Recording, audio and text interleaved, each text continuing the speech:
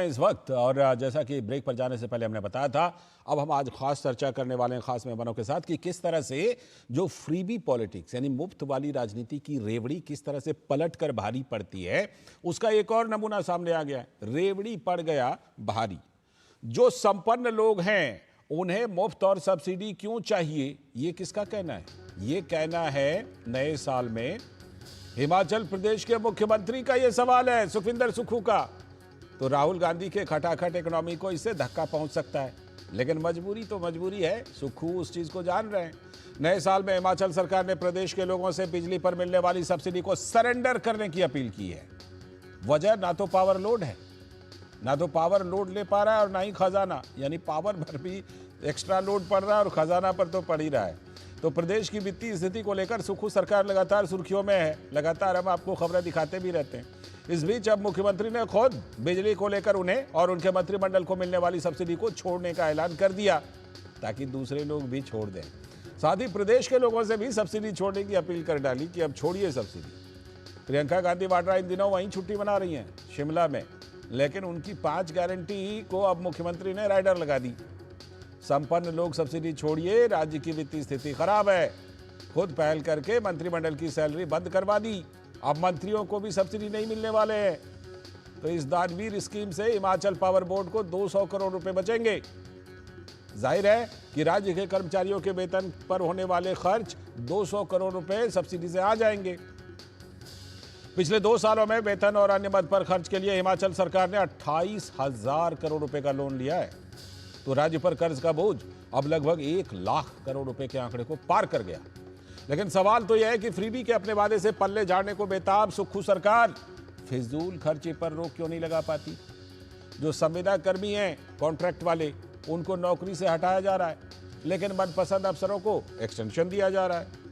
6 मुख्य संसदीय सचिवों की नियुक्ति को वापस बहाल करने के लिए सुक्खू सरकार सुप्रीम कोर्ट का दरवाजा खटखटाती है, लेकिन लोगों से पैसे की कमी का रोना रोती है। बात हिमाचल की नहीं, पड़ोसी राज्य पंजाब की बात कर लीजिए। बड़ी चुनावी जीत को कांग्रेस पार्टी ने फॉर्मूला बना लिया और 7 गारंटी देकर चुनाव जीत लिया हिमाचल में, लेकिन राज्य पर कर्ज के बोझ को पूरी तरह से नजरअंदाज कर दिया। तो किसी ने सही लिखा है कि गरीब की थाली में पुलाव आ गया लगता है कि कोई चुनाव आ गया लगता है। चुनाव आते ही कांग्रेस पार्टी खटाखट इकोनॉमी की बौछार शुरू कर देती है, तो केजरीवाल फ्रीबी के पैकेज शुरू कर देते हैं। पंजाब में देखिए इसका एक नमूना। किसान नेता कई दिनों से धरने पर बैठे हैं, आप खबरें सुन ही रहे होंगे, लेकिन मोहल्ला क्लिनिक और फ्री बिजली के अलावा मान सरकार किसानों के लिए कुछ भी नहीं कर पाई है अभी तक। आम आदमी पार्टी ने किसानों के सभी फसलों को एमएसपी पर खरीदने का वादा किया था। भगवंत मान का वो बयान आप सुने होंगे, आज तक पूरा नहीं कर पाई वो सरकार। लेकिन केजरीवाल, अरविंद केजरीवाल उल्टा केंद्र सरकार पर ही किसानों से किए गए वादे से मुकरने का आरोप लगा रहे हैं। अब केजरीवाल ये अफवाह फैला रहे हैं कि केंद्र फिर से 3 किसान कानून वापस ला रही है, लेकिन खुद राज्य सरकार ने अब तक क्या किया, इसका कोई जिक्र नहीं करते। सुप्रीम कोर्ट ने इस बीच आज डल्लेवाल के अनशन पर पंजाब सरकार की निष्क्रियता पर फटकार लगाई। उन्हें अब तक मेडिकल जांच नहीं मिलने पर सवाल भी उठाया है। कोर्ट ने सख्त टिप्पणी की है कि पंजाब के अधिकारी मीडिया में जानबूझकर धारणा बना रहे हैं कि अदालत अनशन को तोड़ना चाहती है, जबकि कोर्ट तो किसान नेता के स्वास्थ्य की चिंता पर ध्यान दिला रही है। तो संपन्न लोगों से बिजली छोड़ने की किस तरह से सुक्खू ने अपील की है, जरा सुन लीजिए। 29,000 के करीब सरकारी कर्मचारी जो रिटायर्ड हो चुके हैं और जो 14,000 कर्मचारी हमारे बिजली बोर्ड में, उन सबके वेतन और पेंशन पर हमारे तकरीबन 200 करोड़ रुपया पर मंथ खर्च किया जाता है। लेकिन हम सोचते हैं कि जो समृद्धशाली लोग हैं और जो धनवान लोग हैं, जो अमीर लोग हैं, उनको किसी प्रकार का अनुदान नहीं मिलना चाहिए। और इस अनुदान के दृष्टिकोण से मुख्यमंत्री के तौर पर जब मैं हूं, मुझे सब कुछ मिलता है, हमारे मंत्रिमंडल के सदस्य सब कुछ मिलता है और हम पे करने की कैपेसिटी में है। तो हमने ये कोशिश की है कि जो समृद्धशाली लोग हैं वो स्वेच्छा से भी अपनी जो बिजली का अनुदान है, जो बिजली की सब्सिडी है, उसका त्याग कर सकते हैं। लेकिन जब सवाल उठा तो ये भी कहा कि सब्सिडी छोड़ने का निर्णय जनता का है, उन पर थोपा तो नहीं जा सकता। मुख्यमंत्री जी ने अपील करी है कि जो बिजली के बिल पे सब्सिडी मिलती है उसको लोग छोड़ दें। मैं याद करा दूं, 125 यूनिट फ्री मिला करते थे जब भारतीय जनता पार्टी की सरकार हिमाचल प्रदेश में थी, और साथ ही साथ जो बिजली, जो कमर्शियल बिजली है, उसकी जो दरें हैं उसको भी बढ़ाने का काम आपकी सरकार ने किया है। आप सब्सिडी छोड़ने का जो अधिकार है वो जनता पे छोड़ दीजिए। आप किसी पर ये जो निर्णय है वो थोप नहीं सकते। ये बयान भारतीय जनता पार्टी के नेता का था। भारतीय जनता पार्टी जो वहां विपक्ष में, वो कह रही है कि इस तरह से आप नहीं कह सकते। चुनाव में वादा कर लेते हैं, उसके बाद कहते हैं कि सब्सिडी छोड़ दीजिए। ये जनता के ऊपर छोड़ दीजिए कि वो छोड़ते हैं कि नहीं छोड़ते हैं। अब इसे पर बात करने के लिए हमारे साथ 3 खास मेहमान जुड़ रहे हैं, बल्कि हमारे साथ 2 खास मेहमान हैं। हमारे साथ सलाहकार संपादक विनोद मिश्र जी तो जुड़े हुए हैं ही, साथ में धनंजय गिरी जी, बहुत बहुत स्वागत। भारतीय जनता पार्टी के प्रवक्ता परविंदर सिंह सेठी जी, आम आदमी पार्टी के समर्थक, बहुत बहुत स्वागत इस खास चर्चा में आप दोनों का। मैं चर्चा को थोड़ा सा विस्तार विनोद जी के जरिए देता हूं। विनोद जी, हम लोग तो लगातार इस पर स्टोरी करते रहते हैं, लगातार चर्चा भी करते रहते हैं, शॉर्टकट वाली राजनीति, लेकिन ये एक के बाद एक झटके लगते रहते हैं। उसी में एक और नए साल में ये नया नमूना आ गया झटके का, हिमाचल प्रदेश से। लाल जी, दरअसल हो क्या रहा है कि आपको याद होगा कि 10 साल पहले, शायद 2014 या 15 में प्राइम मिनिस्टर मोदी ने लाल किले से आम लोगों को, जनता को एक आह्वान किया था कि जो संपन्न लोग हैं वो गैस के सिलेंडर जो सब्सिडी पे लेते हैं वो छोड़ दें। बिल्कुल। तो इससे फायदा उन गरीबों को होगा जिनके घर में अभी तक गैस सिलेंडर नहीं पहुंचा जी। और प्राइम मिनिस्टर मोदी के लाल किले से इस अपील का आपने देखा कि साल 2 साल के आते आते लाखों लोगों ने अपना वो गैस पे सब्सिडी को छोड़ दिया था। और उसके बाद देखिए, गैस सिलेंडर का तो आप एक तरह से कह सकते हैं कि एक क्रांति सी आ गई। देश में 11 करोड़ से ज्यादा लोगों को मुफ्त के गैस भी मिल गए, गरीब लोगों को। तो ये पहल की एक कॉपी पहले अरविंद केजरीवाल ने दिल्ली में की। 2 साल पहले अरविंद केजरीवाल ने सुक्खू की तरह ही एक यहाँ पे उन्होंने ये अपील लोगों से की थी। उन्होंने इसका एक बदले में एक फॉर्म दिया लोगों को और कहा कि आप अगर गैस और बिजली और पानी मुफ्त नहीं चाहते हैं तो इसमें टिक लगाएं। शायद मुझे नहीं पता कि कोई फीडबैक केजरीवाल को आया कि 4 लोगों ने भी उनके इस फीडबैक में दिया कि मुझे नहीं चाहिए। आप दे रहे हैं 200 यूनिट तो देते रहिए, किसको बुरा लग रहा है। तो ये हिमाचल में जो ये हुआ है आज नए साल में, इसका टाइमिंग देखिए कि हिमाचल में हर साल इसमें जनवरी के महीने में वहाँ प्रियंका गांधी और गांधी परिवार छुट्टियां मनाने जाते हैं। उनका घर भी है अपना शिमला में। तो प्रियंका गांधी कल शिमला में गई थी और वहाँ 1 जनवरी का वो अपनी छुट्टियां मना रही हैं परिवार के साथ। और उन्हीं के 5 गारंटी में जो ये बिजली का 200 यूनिट का था, 300 यूनिट, 200 तो कम हो गया, 300 यूनिट के बिजली का उन्होंने वादा किया था। सबसे ज्यादा इलेक्शन कैंपेनिंग 5 गारंटी 7 गारंटी का प्रियंका गांधी ने किया था। राहुल गांधी उस समय में भारत जोड़ो यात्रा में थे, तो शायद 1 या 2 दिन वो मुश्किल से हिमाचल प्रदेश में अपना समय निकाल पाए थे। बिल्कुल। तो अब सवाल है कि जिन नेता ने वहां पे ये बड़े बड़े वादे करके आए 300 यूनिट का, वो मिलते मिलते 125 मिला। अब सुक्खू सरकार कह रहे हैं कि यह हमारे पास में 6 घर है और 6 घर में अलग अलग जो मीटर लगे हुए हैं, सब पे अगर 125 के फ्री मिल रहा है तो बताओ हम कितना बिजली सरकार की तरफ से उसका नुकसान कर रहे हैं। तो कह रहे हैं हम छोड़ रहे हैं, हमारे साथ सारे मंत्री छोड़ रहे हैं, एमएलए छोड़ रहे हैं। तो भाई आपने और आपकी पत्नी ने जो अभी इलेक्शन लड़ा है उसमें आपने अपना एफिडेविट में 11 करोड़ या 9 करोड़ का आपने एफिडेविट दिया था जी। तो आप करोड़पति हैं, आप 125 यूनिट का सब्सिडी छोड़ सकते हैं। लेकिन जो हिमाचल के गरीब लोग हैं उनको आपने 125 जो पहले से मिल रहा था उसको ये बड़ा त्याग दिखाने के लिए क्यों कह रहे हैं। बिल्कुल। तो ये चीजें उनसे आप पूछा जाएगा कि आपसे नहीं होगा। राज्य की जो माली हालत है 1 लाख करोड़ के ऊपर में अगर राज्य का कर्ज बढ़ा हुआ है तो इस हालत में अब जब आपको वेतन देने के लाने पड़ रहे हैं तो आप कह रहे हैं कि 200 करोड़ का अगर ये सब्सिडी से हमको बिल जाता है जी तो हम राज्य में इतना पैसा जो राज्य कर्मी है उनके वेतन में 200 करोड़ खर्चा कर सकते हैं और आत्मनिर्भर बन सकते हैं। बिल्कुल। लेकिन ये जो नतीजा आ रहा है ये जिस डॉक्ट्रिन का नतीजा है, उस डॉक्ट्रिन के जनक रहे हैं अरविंद केजरीवाल। और मैं नहीं कह रहा, ये आम आदमी पार्टी और अरविंद केजरीवाल क्लेम करते हैं, देखो जी हमसे सीख करके ये लोग कर रहे हैं इस तरह से गारंटी का वादा। परविंदर सिंह सेठी जी, ये कैसा डॉक्ट्रिन दे दिया, ये कैसा मंत्र दे दिया। सुखू सरकार का हर 2-4 दिन में कुछ ना कुछ खबरें आ जाती हैं। कभी कहते हैं कि टॉयलेट पर टैक्स लगाएंगे, कभी कहते हैं कि बस में 10 किलो से ज्यादा लेके जाओगे तो टैक्स लगाएंगे।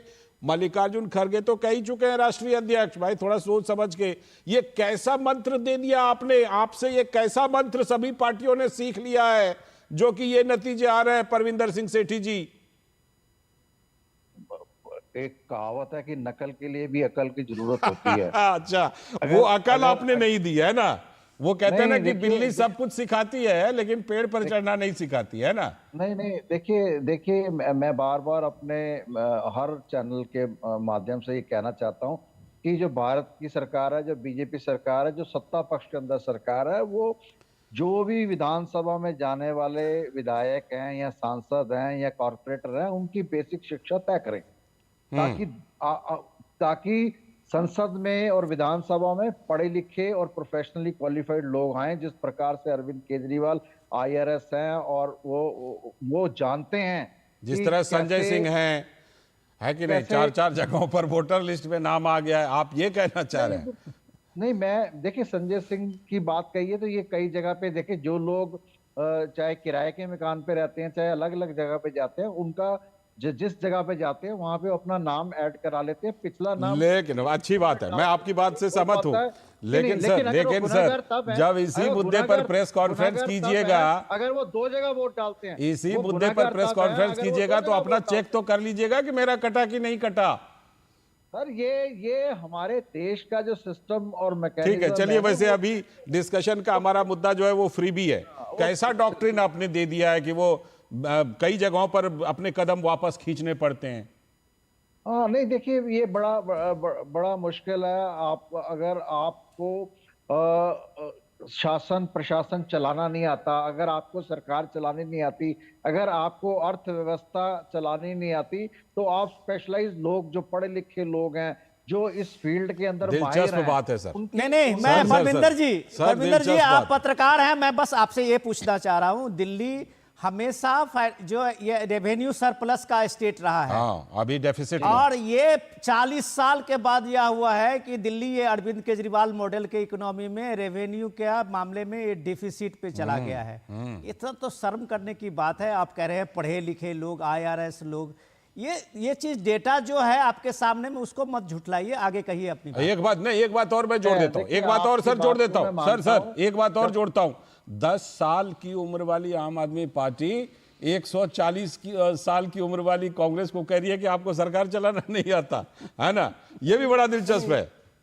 नहीं, सरकार चलाना, देखिए सरकार तो जिस सत्ता पक्ष में जिस प्रकार से आती है, लेकिन मैं अर्थव्यवस्था की बात करता हूँ, उसको मैनेज करने की बात करता हूँ। अभी भाई साहब ने कहा कि जो दिल्ली है वो डेफिसिट में, हाँ, एफिशिएंट हो रही है। हाँ। उसके एक तो कोरोना काल 2 साल रहा है, उसके बाद जो आम आदमी पार्टी की सरकार में लोगों को जबरदस्ती जो संवैधानिक संस्था का मिसयूज करके उठा के जेल में डाल दिया गया, चाहे उसके अंदर अरविंद केजरीवाल के साथ, संजय सिंह के साथ, सतेंद्र जैन के साथ, मनीष सिसोदिया के साथ, पूरा जो तंत्र था, जो सरकारी तंत्र था, उसको डैमेज करने का काम करा।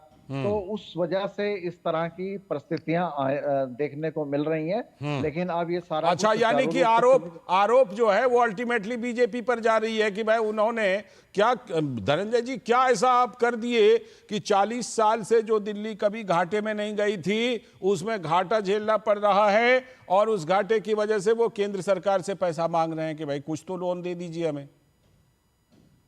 लालचंद जी देखिए, सुखू जी को कुछ लाज शर्म तो है, तो कह रहे हैं कि भाई जो वादा किया वो निभा नहीं पाएंगे।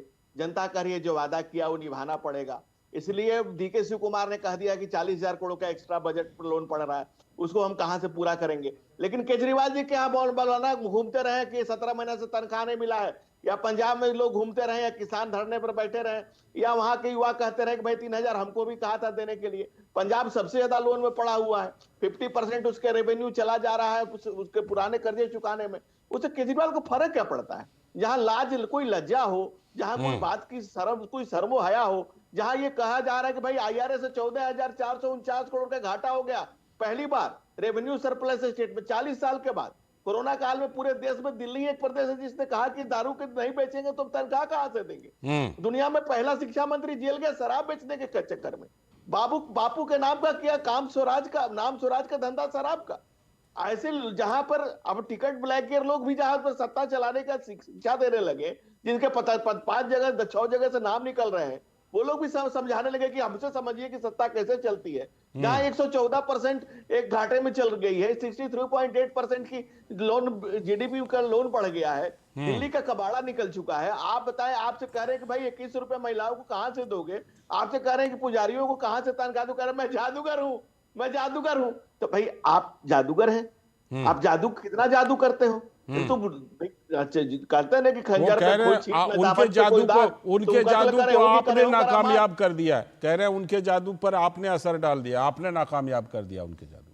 देखिए, अगर ऐसे जादूगरी है तो इस जादूगरी से आंख खुले में दिल्ली गायब है, जिसमें जमुना गंदा हो रही है, महिला रोज मैली होती जा रही है। कालिया नाग से ज्यादा केजरीवाल ने जमुना को गंदा कर दिया है। और पूछिए तो कहे कि जमुना पर कहां वोट मिलने जा रहा है। और जिस आदमी ने बेशर्मी से कहा कि भाई 15 में साफ कर देंगे, 20 में कर देंगे, फिर कहा 25 में कर देंगे, और फिर कह दिया ऑन कैमरा कि इसमें वोट कहां मिलता है। ठीक है, यानी कि उसका सब कुछ बाकायदा वोट के आपने जो लिए। है ना, बाकायदा आपने उसका एक लिस्ट जारी किया है दिल्ली आम आदमी पार्टी को लेकर के, केजरीवाल को लेकिन लेकर। लालचंद जी, कोई लाजो शर्म हो तब तो, कोई राजनीति में कोई शर्मो हया के लिए केजरीवाल ने जगह छोड़ी हो तब तो। कोई भी शर्मो हया हो, जहां कोई डाटा पर बात को या कोई फैक्ट्स पर बात करे, आज कह के कल मुकर जाना है, तो ठीक फिर है, उसमें मैं लौटता हूं आपके पास। क्या दिक्कत है? ठीक कुछ है, भी लौटता कहना हूं। और मुकर जाना है। ठीक है, लौटता हूं। विनोद जी, अभी देखिए, हिमाचल वाले सवाल पर तो कांग्रेस के कोई होते तो वो जवाब देते, लेकिन सवाल ये है कि जो अभी दावा परविंदर सर कर रहे हैं कि देखिए उनको चलाना नहीं आता, ये फ्रीबी का मैनेजमेंट हमको बड़ा अच्छा, यानी आम आदमी पार्टी को बड़ा अच्छा करने आता है।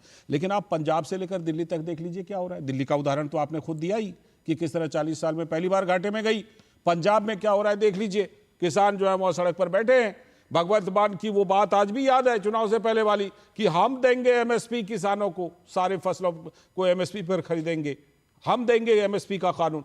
वो वादा कर दिया, किसान बेचारे बैठे हैं। लेकिन लाल जी, आज परविंदर जी हमारे साथ बैठे हैं, ये हमारे लिए एक खुशकिस्मती इसलिए भी है कि आज हम इनसे एक खास चर्चा और भी कर रहे हैं पंजाब को लेके। परविंदर जी बहुत बड़े पत्रकार भी रहे हैं, अभी वो आम आदमी के सपोर्ट में बोल रहे हैं, लेकिन हैं पत्रकार ही पहले। तो परविंदर जी, पंजाब के मॉडल को ही कमोबेश जो है हिमाचल में लेके कांग्रेस पार्टी गई थी। जो पंजाब में बड़े बड़े वादे किए गए थे केजरीवाल सरकार से, सबसे पहला वादा किसानों को लेके ही था। किसानों को जितनी गारंटियां पंजाब में दी गई थी, आप ही बेहतर बताएंगे, क्या वो पूरा हुआ? क्या सारे फसलों को MSP पे देना और सारे फसलों के खरीद के बाद 15 दिन में किसानों को पेमेंट करने की बात भी कांग्रेस की आम आदमी पार्टी ने की थी। क्या किसानों को मिला? क्या तो किसानों से आपने जो 31 किसानों के जो वादे थे, 31 वादे में जो उनके पहले से मांग थी उसको पूरा करते हुए आपने बताया था, उस वादे के बदले अगर आज केजरीवाल एक भ्रामक और एक तरह से भ्रम फैला रहे हैं कि वहां जो बॉर्डर पे बैठे हुए अनशन पे जो किसान नेता हैं उनको कह रहे हैं कि इनके जान का कोई खतरा होगा तो इसके जिम्मेदार सिर्फ केंद्र सरकार होगी। इसका टोपी उसके सर ये पहना के आप कितने दिन राजनीति करते रहेंगे?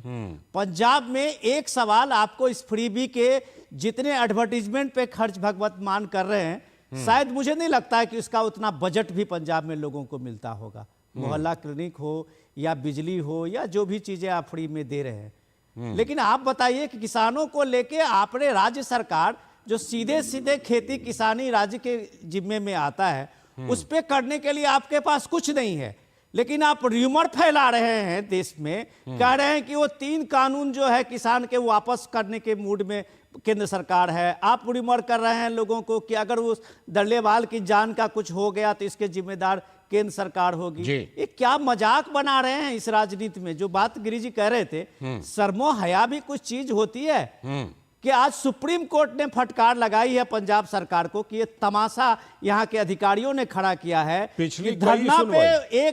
एक 38 दिन से अनशन पर एक बुजुर्ग किसान नेता बैठे हुए हैं, उनका मेडिकल एड नहीं मिल रहा है और वो ये कह रहे हैं कि उनके अनशन पे इसका प्रभाव पड़ेगा, लोग कहेंगे कि ये अनशन उसका फ्लॉप हो गया इसलिए उनको कोई चिकित्सा नहीं दी जा रही है। क्या मजाक बना रहे हैं? और आप सफाई दे रहे हैं कि पढ़े लिखे लोग, काबिल लोग, ठीक है। कांग्रेस को सरकार नहीं चलाने आती है, यही सरकार चलाना है। जवाब दीजिए परविंदर सिंह सेठी जी, पंजाब में कितना बुरा चीज देखने को मिल रहा है, कर्ज बढ़ता जा रहा है, किसान बेहाल हैं, पराली जलती रही, इस तरह की बहुत सारी बातें। टीचर जो हैं केजरीवाल जी के घर के बाहर आकर प्रदर्शन कर रहे हैं दिल्ली में। अब भगवंत मान ऑस्ट्रेलिया में, भगवंत मान ऑस्ट्रेलिया में छुट्टी बना रहे हैं। नहीं देखिए, आप हर सिक्के के दो पहलू होते हैं। अभी धनंजय जी कह रहे थे पंजाब कर्ज में डूब गया। अरे पंजाब को कर्ज में डुबोया किसने? अकाली दल बीजेपी सरकार ने डुबोया। 3 लाख करोड़ तक का कर्जा था और अब वो उसकी ऐसी परिस्थिति कर दी कि पंजाब से सारी इंडस्ट्री उठा के सेंट्रल सरकार ने गुजरात में ले गई। आप जो इंडस्ट्री पंजाब में, नई इंडस्ट्री तो क्या लगानी थी, जो एग्जिस्टिंग इंडस्ट्री थी उसको उठा के वो वहां पे यूपी के अंदर ले गए। उन्होंने सारी इंडस्ट्री यूपी के अंदर ले गए। पंजाब को इंटेंशनली डाउन करने की जो भारत सरकार की नीति है। दूसरी बात यह है कि इनको शर्म आनी चाहिए। 13 महीने किसान जो बॉर्डरों पे बैठे रहे, 750 किसानों की हत्या हो गई, किसी ने उनके ऊपर कोई दुख जाहिर नहीं करा और उसके बाद प्रधानमंत्री जी सर फिर मैं आपसे निवेदन करूंगा, आप पत्रकार हैं, ये फर्जी डेटा जो देते हैं उससे बदले में आपसे निवेदन किया था कि आप कहां पर कौन सी हत्या हो गई, आप गंभीर बात करेंगे सर। किसान की भी आप गंभीर बात कीजिए ना कि ऐसी हालत क्यों हुई। पुलिस ने एक भी किसान को नुकसान नहीं पहुंचाया। मैं जो व्यक्ति गलत करता है मैं उसके खिलाफ बोलता हूं, लेकिन सत्ता पक्ष के खिलाफ भी बोलना चाहिए। आप भी बड़े पत्रकार हैं तो नहीं, दोनों चीजें होनी चाहिए। अगर कुछ गलत कर रहे हैं तो खिलाफ बोलना चाहिए, लेकिन अगर कहीं गलत नहीं है तो वहां पर देखिए वो जो एक मतलब स्टिग्मा है ना, वो जो टैबू है कि हमेशा जो है चाहे अच्छा रहे या खराब रहे सत्ता की आलोचना ही करनी है, मुझे लगता है वो ठीक नहीं है सर। हम पत्रकारों का धर्म ये बनता है कि जो सही है और जो अच्छा है उसको रखिए, और सही अच्छा कोई अगर मान लीजिए पंजाब सरकार भी अगर अच्छा काम कर रही है तो उसकी भी तारीफ होनी चाहिए, दिल्ली सरकार भी कर रही है तो तारीफ होनी चाहिए, लेकिन जहां कमी रह गई है उसकी भी आलोचना होनी चाहिए। धनंजय जी, वही वाली बात आपके सर पर फिर से टोपी डाल दी गई कि दरअसल पंजाब का बुरा हाल है, ये तो उन्होंने मान लिया, लेकिन कह रहे हैं बुरे हाल के लिए हम जिम्मेदार नहीं है। धनंजय जी की पार्टी और उनके अलाइज जो रहे अकाली दल वो जिम्मेदार है। लालचंद, ये तो फितरत है ना, ये तो केजरीवाल की राजनीति की आदत है, और भारत नहीं दुनिया के राजनीतिक इतिहास में केजरीवाल जी से ज्यादा लिखित माफीनामा किसी ने नहीं मांगा। केजरीवाल जी वैसे व्यक्ति हैं जिनके पास शिलान्यास के खिलाफ सबूतों का पुलिंदा था। दिल्ली में सरकार बनाई तो पराली जलती थी पंजाब में, वहां से पोल्यूशन आता था। अब पंजाब में पराली नहीं जल रही, बल्कि जबकि रेशियो से ज्यादा हो गया है। केजरीवाल ने पूरी जिंदगी में ब्लेम गेम पॉलिटिक्स की है, दूसरे पर झूठा इल्जाम लगाओ और भाग चलो। ये इल्जाम लगाओ और भाग चलो की राजनीति कितने दिन चलेगी? ये काट की हाड़ी कितनी बार चढ़ेगी? जनता आपको कितनी बार माफ करेगी? कितने झूठ फरेब और मक्कारी से मुनाफा से सरकारें नहीं चलती हैं। अब आम आदमी जो है, तो कहते हैं ना, तुम्हें मालूम है तुम्हारे बारे में क्या कहते हैं लोग? दोनों हाथ से कान बंद करते हैं जब आपका नाम सुनते हैं लोग। ये स्थिति हो गई है दिल्ली की। आप कुछ भी कहिए, एक ही उत्तर, केंद्र जिम्मेवार। आप पंजाब में पूछिए कि भाई आप किसानों की इतनी समस्याएं, तमाम चीजें, क्यों चले गए मुख्यमंत्री बाहर? तो सिक्के के दो पहलू होते हैं। अभी इसका कोई जवाब है? इस सवाल का जवाब का कोई रेलेवेंस है आपकी बात? धनंजय जी थोड़ी देर के लिए मैं, ठीक है धनंजय जी, थोड़ी देर के लिए मैं आपकी बात मान लेता हूं। धनंजय जी, थोड़ी देर के लिए आपकी बात मान लेता हूं कि अरविंद केजरीवाल इस तरह की राजनीति करते हैं। सवाल यह है कि विपक्ष के तौर पर आप जब हैं तो विपक्ष के तौर पर आपकी लोकतंत्र में जो जिम्मेदारी है कि अगर इस तरह की राजनीति कोई कर रहा है तो उनको तो आपको बेनकाब करना चाहिए और लोगों को बीच उन चीजों को लेकर ज्यादा से ज्यादा जाना चाहिए। इसमें कहीं ना कहीं बीजेपी एक विपक्षी दल के तौर पर फेल रही है कि नहीं? लालचंद जी, देखिए क्या है ना कि गिरगिट से ज्यादा रंग बदलने वाले आम आदमी पार्टी के लोग हैं। आपने देखा, अभी आपके चैनल पर दिखा रहे थे कि उनसे कहा गया कि तमाम, जैसे कहा गया कि आप रोहिंग्याओं का, बांग्लादेशियों का वोट जोड़ें तो कहे पूर्वांचलियों का, तुरंत गोल शिफ्ट कर देना। जब उसको निकाला गया कि भाई आप ही 4 जगह से खुद ही कल्प्रिट हैं, आपकी पत्नी के 2 नामों से है, वो खबर और हमने मेयर की दिखाई पत्नी आज। 2 नामों से। आज तो सबसे जितनी पहली बात- खबर वही थी हमारी। लालचंद जी, मैंने देखा है आपके चैनल हाँ, पे, हाँ। और उसको धन्यवाद है, साधुवाद है उसके लिए जी। कि मक्कारी को और मुनाफत को जनता के सामने ला करके इसका मुंह एक्सपोज करने के लिए मैं आपको साधुवाद देता हूं। लेकिन आप बताएं, जब रोज गोल पोस्ट बदल देना है, रोज सुबह एक नई बात कह देनी है। अभी 2 दिन पहले कह दिया कि मंदिर टूटने जा रहा है, वहां गए तो पता चला कुछ ऐसे है ही नहीं, पुजारी को सूचना ही नहीं, लोग मंदिर में हैं। जब झूठ ही बोलना है, और सबसे बड़ी बात यह है कि सोचने वाली बात यह है कि भाई इस पर कैसे पाबंदी लगेगी, जब एक किसी ने संविधान निर्माताओं से लेकर के राष्ट्र में किसी ने सोचा नहीं होगा कि एक राजनेता ऐसा भी होगा जो सुबह उठ के एक नया झूठ बोल देगा और शाम तक उससे पल्ला झाड़ लेगा। तो अब इस तरह की इसने निचले और छिछले स्तर ठीक की है। राजनीति काई से भी ज्यादा छिछली और गंदी हो गई। ऐसे केजरीवाल राजनीति के वो काला अध्याय हैं जो अब समाप्त होने पर आए हैं, और ये समाप्त होने के कागार पर ये दिया जो बुझने के पहले फड़फड़ाता है, वही इनकी तमाम आप जितने तरह के देखेंगे, जितने तरह के झूठी वादे, झूठे प्रॉमिस, झूठे बातें कर रहे ठीक हैं। है। आप देखिए नेक एक्रेडिटेशन में लगातार दिल्ली के स्कूलों के बच्चों के देखिए, रिजल्ट गिर ये रहे हैं। तमाम आप आरोप जहां प्रत्यारोप के जाइए- बीच सर, तमाम आरोप प्रत्यारोप के बीच ये बिल्कुल साफ है कि जो फ्रीबी योजना को लेकर के और ये जो रेवड़ी कल्चर था, अब जिसे कहते हैं ना कि कोई भी चीज आप करते हैं तो उसका नतीजा आने में थोड़ा वक्त लगता है।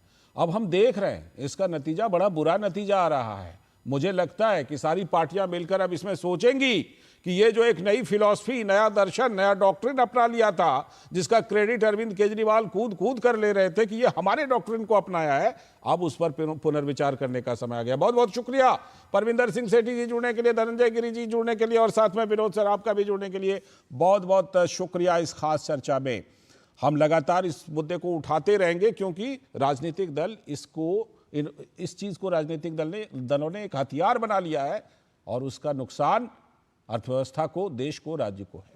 वक्त है अभी एक ब्रेक का। ब्रेक के बाद जब लौटेंगे तो बात करेंगे कि